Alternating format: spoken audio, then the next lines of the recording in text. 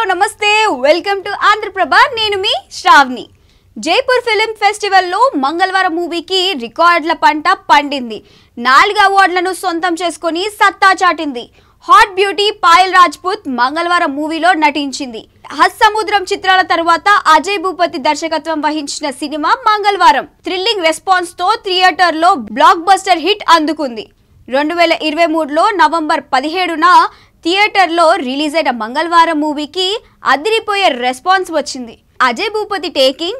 పాయల్ రాజ్పుత్ తో పాటు ఇతర నటీనటుల యాక్టింగ్ సినిమాకు బాగా ప్లస్ అయ్యాయి మ్యూజిక్ డైరెక్టర్ అజనీష్ లోక్నాథ్ అందించిన బీజిఎం స్కోర్కు